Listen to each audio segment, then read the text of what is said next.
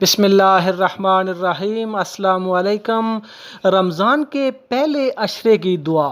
رمضان کا پورا مہینہ ہی باعث رحمت و مغفرت ہے۔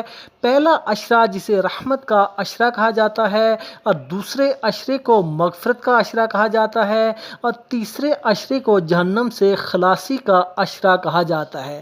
جنت کے 8 دروازوں میں سے ایک دروازہ صرف روزے داروں کے لیے مخصوص ہے جسے باب ریان کہا جاتا ہے، جس سے روزے دار داخل ہوں گے، اور جب تمام روزے دار اس دروازے سے داخل ہو جائیں گے تو اس دروازے کو بند کر دیا جائے گا۔